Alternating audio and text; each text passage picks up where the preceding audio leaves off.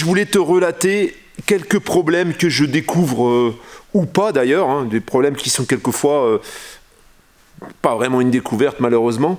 Ça va t'éclairer un petit peu sur ce qu'il faut, sur les choses sur lesquelles il faut vraiment être vigilant.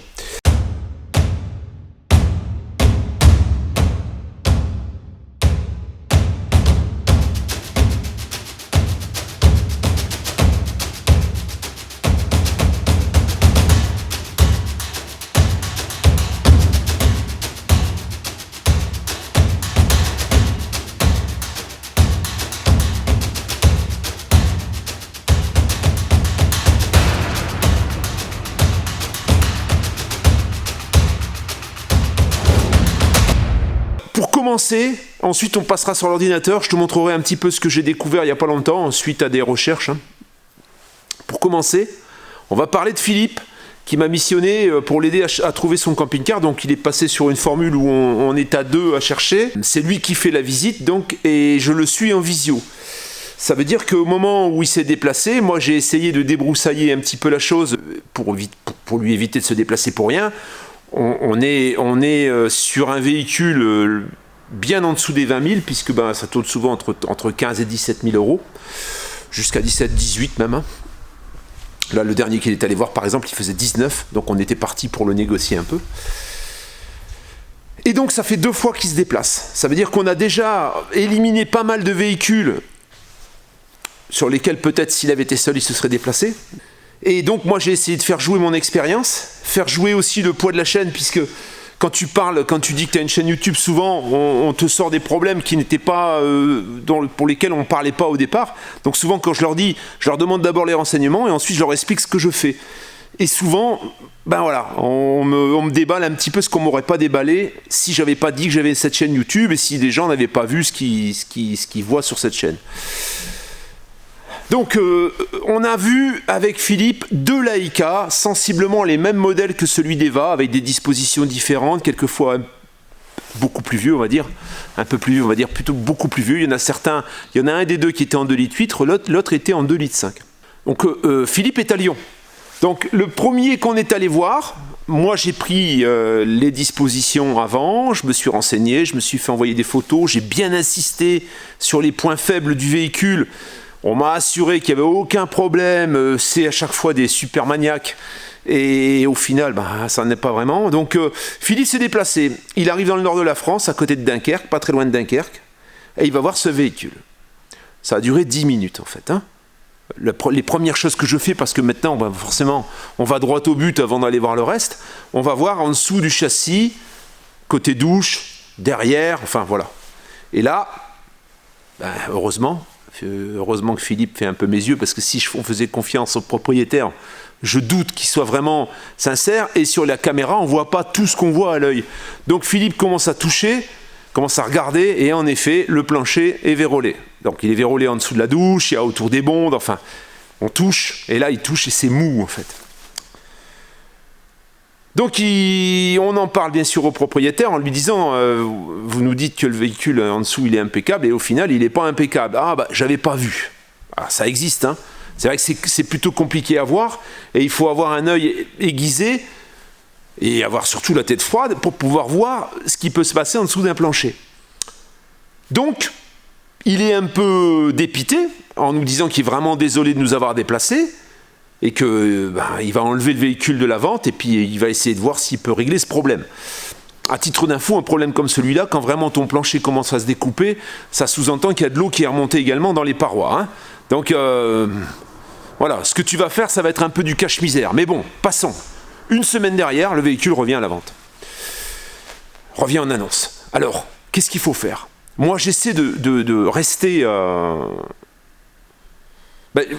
J'essaie de ne pas trop annoncer, de ne pas trop localiser le véhicule, parce que sinon le propriétaire n'a plus aucune chance de le vendre. Mais ça sous-entend bien sûr que lui fasse ce qu'il faut, ou qu'il indique au moins sur l'annonce ce que nous on a détecté. Parce que s'il ne le fait pas, il consciemment, il induit le vendeur, l'acheteur en erreur, et l'acheteur va acheter sans savoir vraiment ce qui se passe dans son véhicule. Donc ça, c'est un vice caché. À partir du moment où il est au courant en plus, c'est encore plus grave.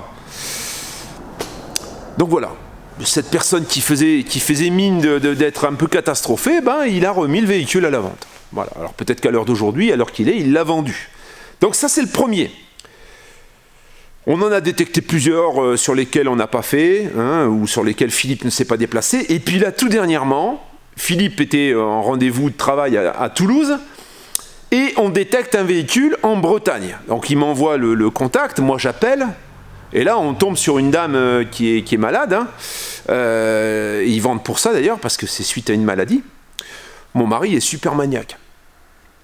Voilà, mon mari, il est toujours en dessous, il est toujours en train de bricoler, il est toujours en train de faire quelque chose dessus, le véhicule est impeccable.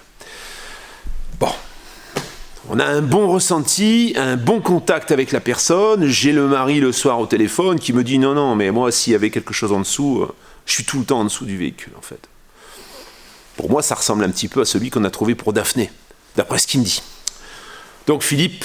Je lui rapporte quand même ce que j'entends. Il doit refaire la cour à distribution. La cour à distribution aurait 4 ans. Normalement, elle est valable 5 ans. Pourquoi il refait la cour à distribution? Donc on se pose quand même quelques questions. Hein, parce que quelqu'un de maniaque, en principe, il a la date de la distribution presque en tête. Mais là, non, il ne savait pas trop. Donc il dit de toute façon, ça repartira tout à zéro. Et qu'est-ce qui se passe? Donc j'ai contact avec Philippe. Philippe, il dit, je prends le risque, je me déplace. Et il se déplace. Et qu'est-ce qui se passe, à ton avis? Sur place, exactement le même problème que l'autre. Ça veut dire qu'il y a de l'eau, il y a de l'humidité. Alors le monsieur ne s'énerve pas, hein. Il reconnaît les faits.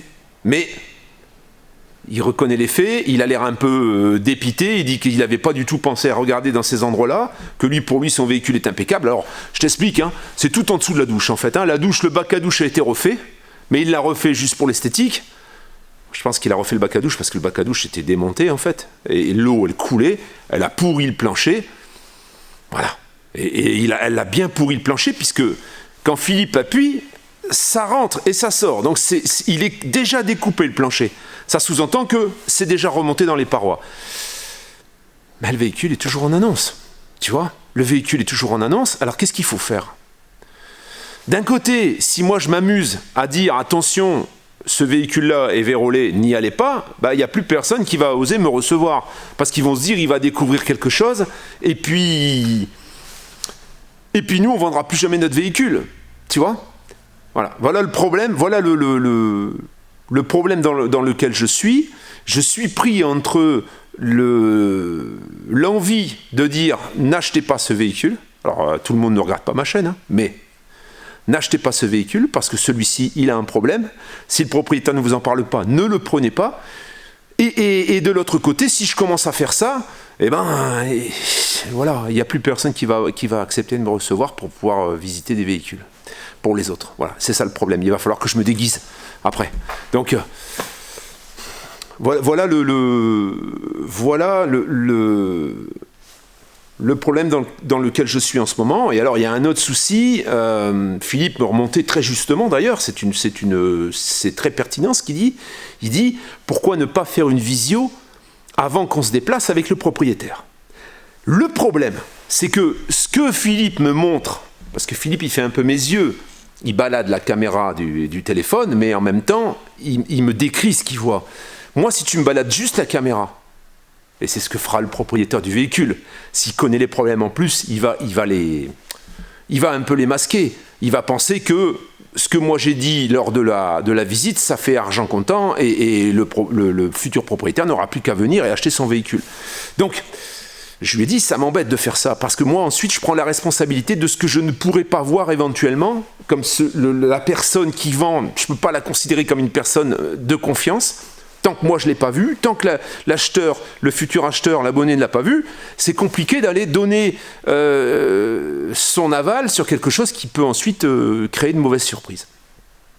Voilà un peu le souci. Alors il y en a d'autres, je vais te revendiquer d'autres soucis là sur la recherche surtout, et il va falloir que tu sois très très vigilant quand tu regardes les annonces en fait. Si tu as quelque chose en dessous des à moins de 20 000, si tu as un camping-car à moins de 20 000 et que tu sais qu'il est en super état, j'ai en ce moment des abonnés qui cherchent ce type de véhicule, un peu dans le style du Laika qu'on avait trouvé dans le sud-ouest.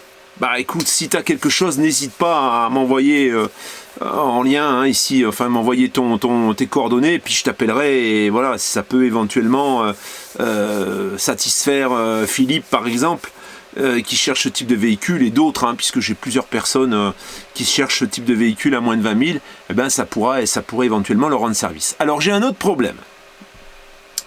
Je suis en contact avec Annie et son mari pour l'achat d'un camping-car, le Voyageur. Et donc on s'échange des annonces. Alors en ce moment on s'en échange pas beaucoup parce que forcément une fois que tu as fait le tour du marché et que tu cherches quelque chose de bien particulier, ben c'est compliqué. Hein. Il en sort un de temps en temps, mais c'est assez rare. Mais là, elle en trouve un qui paraît vraiment. Alors je vais filmer l'écran. Voilà, donc elle en trouve un par le biais de je sais pas quel site. En attendant, elle tombe sur ce site internet qui s'appelle MF Automobile. Ça, c'est un cas isolé. Hein. Il y en a beaucoup des cas comme ça. Hein. Bon. Camping-car poids lourd, le Voyageur RX9 Platinum. 40 000. C'est largement en dessous de sa valeur. Hein. Je te cache pas que, bon, si c'était que celui-là, à la limite, ça m'aurait pas plus inquiété que ça. Hein. Je me serais dit, bon, bah, pourquoi pas. Donc, on clique sur le véhicule. Et là, disponible, alors maintenant disponible depuis plus d'un mois, forcément. Hein. C'est en dessous du marché, mais toujours disponible. Je vais mettre mes lunettes. Donc le Voyageur RX9, voilà, le camping-car est en qualité exceptionnelle. Il est de mai 2011, il a 84 000 km. Il est livraison possible partout dans toute la France, dom-tom et l'Europe. Hein. Ils font les livraisons, ils font même le financement. Voilà. Donc tu peux leur écrire, mais que sur WhatsApp. Hein. Tu peux leur téléphoner, mais le numéro c'est pareil, c'est un WhatsApp aussi. Voilà. T'as pas d'autres téléphones, et alors ils parlent toutes les langues, hein, français, anglais, y a l'allemand, il y a l'israélien, il y a l'espagnol, enfin il y a toutes les langues. Bon, il y a même un formulaire de contact. Ça déjà, moi, ça fait très louche. En plus, ils vendent du camping-car, de la voiture, du tracteur agricole, de la machine de chantier. En fait, ils font tout. Hein. Bientôt, ils vont même vendre le pain. On revient en arrière. Et là, qu'est-ce qu'on voit? On voit un Hummer B544 SL de 2007 avec 69 000 km. C'est un 3 litres JTD en plus. À 16 000 euros. 16 000 euros. 16 000 euros, c'est même pas la moitié de sa valeur aujourd'hui. Hein. Ça, si c'était vraiment existant, je pense que les gens se battraient, se feraient la guerre pour l'avoir. Alors, là, c'est clair qu'au moment où je regarde ça, moi, Annie me demande de prendre contact avec cette société parce qu'elle serait éventuellement intéressée par l'achat de ce Le Voyageur à un tarif défiant toute concurrence. Donc moi, ce que je fais, d'abord, je regarde de quoi il s'agit, qui met ces annonces. Et alors là, on a par exemple une Caravane Hobby 540, hein, qui est de mars 2019, hein, autant te dire, elle a 2 ans, la caravane à 12 000 euros. Ça, en fait, c'est le prix d'une caravane, 12 000 euros, c'est le prix d'une caravane de 2014, on va dire, 2012, 2013 peut-être. Voilà, 12 000 euros. Alors, comment ils font? C'est pas non plus 5 000 ou 6 000, tu vois, c'est quand même des sommes qui dépassent les 10 000 euros. Donc ça va s'adresser quand même à des gens qui croient un peu au Père Noël, on va dire. Des gens qui ne se méfient pas trop. Ils voient que c'est un site internet, c'est bien fait. Il est clean le site, hein, il est propre. Hein. Alors qu'est-ce que j'ai fait? J'ai cherché la société MF Automobile. J'ai cherché la société MF Automobile sur les sites où on se renseigne sur les entreprises. Comme ce que je faisais quand j'achetais du camion. Je travaillais avec beaucoup de professionnels, et au moment où il y avait quelqu'un qui me demandait l'achat d'un camion, qui était intéressé par l'achat d'un camion, qu'est-ce que je regardais? Je consultais, je regardais ses bilans. Pour savoir si ça valait le coup de s'y intéresser, si ça valait le coup de continuer à discuter avec et à lui réserver ce camion, ou si au contraire, c'est quelqu'un qui vient de s'installer à son compte et puis qu'il n'y a pas encore fait il n'y a encore rien, il n'y a pas de bénéfice, il n'y a rien. Et donc le financement ne passera pas. Donc c'est ce que je faisais. Donc là, ce que j'ai fait ça. Et qu'est-ce que je tombe sur quand je cherche MF Automobile? Je tombe sur 2 sociétés radiées. Ça veut dire des sociétés qui n'existent plus. Alors comment font ces arnaqueurs? Eh bien, ils prennent le nom d'une société qui a existé. Les gens ne contrôlent pas forcément qui sont les gens qui sont derrière cette société. Ça paraît sérieux. Ils prennent contact par WhatsApp avec ces personnes. Comme le prix est attractif, ils versent un acompte. et ils se font bananer. Voilà, voilà un petit peu le but. Alors, ce qui est étonnant quand même, c'est que maintenant, il y a plus d'un mois que ce site internet est là.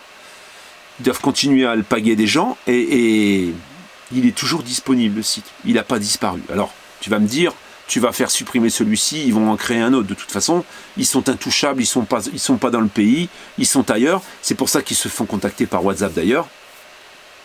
Et voilà. Donc, grande méfiance. Ça, c'est une arnaque qui est bien ficelée. En plus, les renseignements au niveau du descriptif des annonces est quand même assez complet et assez cohérent. Donc, de toute façon, c'est du pitching. Hein. Ils vont aller chercher les renseignements sur un autre site, hein, ni plus ni moins. Ils reprennent les photos, ils vampirisent des photos ailleurs, et ils font ensuite un site internet qui leur permet d'arnaquer les gens. Ensuite, tu as une autre formule, mais là, il faut tomber sur les annonces parce qu'elles restent rarement très longtemps. Le Bon Coin, par exemple, mais ça peut arriver dans d'autres paris vendus, sur d'autres sites d'annonces. Eh bien, tu as un véhicule, souvent relativement récent, on va dire. Hein, ça peut être un 2012, 2014, on va dire, allez. Et il va être voilà, à un prix défiant toute concurrence. Mais pas vraiment un prix super bas, un prix qui est quand même... On peut avoir par exemple un Rapido 90-83 DF à 22 000 euros, tu vois, par exemple. C'est un véhicule qui va tourner autour de 2010. Bon, ben voilà. Alors, c'est pareil, c'est le même principe. C'est souvent, il y a le nom d'un garage avec un numéro de registre du commerce. Au moment où tu téléphones, il y a quelqu'un qui répond au téléphone. C'est souvent une voix étrangère avec un fort accent à couper au couteau. Et lui, il te dit qu'il y a plein de monde et qu'il faut verser un acompte. Parce que sinon, il va se vendre. Donc tu verses un acompte, tu viens voir le véhicule, après tu le prends. Il est pour toi si tu verses l'acompte. Voilà, il y a plein de monde dessus, mais il est pour toi. Par contre, il faut verser un acompte. Alors, il y en a certains qui marchent, il y en a certains qui marchent pas. Je pense qu'il y en a beaucoup plus qui marchent pas que de gens qui marchent. Mais en attendant, quelquefois, dans l'urgence, quand tu es en train de chercher et puis que tu trouves pas ce que tu veux, et que tu es là, devant ce véhicule, à un prix qui est largement en dessous de ce que tu avais prévu, t'envoies ton acompte, il y en a beaucoup qui l'ont fait. Alors, souvent, on se rend compte de la supercherie très rapidement. Et l'annonce est checkée, elle est signalée, elle disparaît très rapidement. Voilà ce que je peux te dire donc sur tout ça, sur tout ce qui peut se passer, surtout quand je pense que ça se passe beaucoup plus sur les véhicules qui sont pas chers. Entre guillemets, bien sûr, hein, pas cher, c'est pas péjoratif. Hein, c'est les véhicules en dessous de 20 000 euros, je pense que les arnaques sont bien plus nombreuses. Donc, sois très vigilant, parce que c'est sûr que quand on a une pénurie, un manque, et qu'il y a une forte demande sur un produit, eh bien forcément, il y a l'arnaque qui vient à côté. Et c'est malheureux, mais c'est comme ça. Et du coup, il te faut être 2 fois plus vigilant pour éviter de te faire arnaquer et de perdre toutes tes économies. Parce que malheureusement, les gens qui achètent des véhicules en dessous de 20 000 euros, c'est souvent toutes leurs économies. Bon, la famille, là-dessus, je te souhaite une bonne fin de semaine.